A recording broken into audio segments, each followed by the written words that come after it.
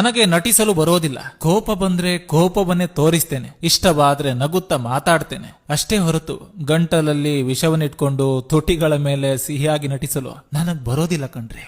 ಸಂಬಂಧಗಳನ್ನು ಉಳಿಸಿಕೊಳ್ಳಲು ತ್ಯಾಗದ ಅವಶ್ಯಕತೆ ಇಲ್ಲ, ಬದಲಿಗೆ ತಿಳುವಳಿಕೆ ಅವಶ್ಯಕತೆ ಇದೆ. ಸಮಾಧಾನಕ್ಕೆ ನಮಗಿಂತ ಕೆಳಗಿನವರನ್ನ ನೋಡಬೇಕು, ಸಾಧನೆಗೆ ನಮಗಿಂತ ದೊಡ್ಡವರನ್ನ ನೋಡಬೇಕು. ತಪ್ಪು ಇಲ್ಲದ ಕಡೆ ತಲೆ ತಗ್ಗಿಸಬೇಡ, ನಂಬಿಕೆ ಇಲ್ಲದ ಕಡೆ ವಾದ ಮಾಡಬೇಡ, ಮನಸಾಕ್ಷಿ ಇಲ್ಲದ ಕಡೆ ಒಳ್ಳೆ ಮನಸ್ಸು ಬಯಸಬೇಡ, ಬೆಲೆ ಇಲ್ಲದ ಕಡೆ ಪ್ರೀತಿ ಬಯಸಬೇಡ. ಕೆಟ್ಟ ಸಮಯ ಬರೋದು ನಮಗೆ ನೋವು ಕೊಡೋದಕ್ಕಲ್ಲ, ನಮ್ಮ ಜೀವನದಲ್ಲಿ ಯಾರ್ಯಾರು ಎಂಥವರು ಅಂತ ತೋರಿಸಿಕೊಡೋದಕ್ಕೆ.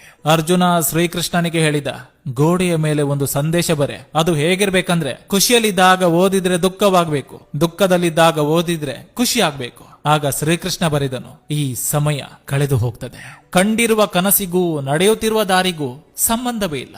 ಮೆಚ್ಚುಗೆ ಮತ್ತು ಟೀಕೆ ಎರಡನ್ನೂ ಸಮಾನವಾಗಿ ಸ್ವೀಕರಿಸಿ. ಹೂವು ಅರಳಲು ಬಿಸಿಲು ಮತ್ತು ಮಳೆ ಎರಡೂ ಅಗತ್ಯ.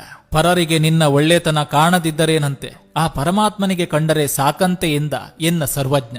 ಸಂಪಾದನೆ ಬಗ್ಗೆ ಯೋಚನೆ ಮಾಡಿ, ಸಂಬಂಧಿಕರ ಬಗ್ಗೆ ಅಲ್ಲ. ಸಂಪಾದನೆ ಚೆನ್ನಾಗಿದ್ರೆ ಊರಲ್ಲಿರೋರೆಲ್ಲ ಸಂಬಂಧಿಕರೇ. ಅತಿ ಬುದ್ಧಿವಂತನಿಗೂ ಹಾಗೂ ಒಬ್ಬ ದಡ್ಡನಿಗೂ ಯಾವ ವ್ಯತ್ಯಾಸವೂ ಇರೋದಿಲ್ಲ, ಯಾಕಂದ್ರೆ ಇವರಿಬ್ಬರು ಯಾರ ಮಾತನ್ನು ಕೇಳೋದಿಲ್ಲ. ಅಪ್ಪನ ಹೆಗಲಿಗಿಂತ ಎತ್ತರವಾದ ಸ್ಥಾನವಿಲ್ಲ, ಅಮ್ಮನ ಮಡಿಲಿಗಿಂತ ನೆಮ್ಮದಿ ಕೊಡೋ ಜಾಗವಿಲ್ಲ.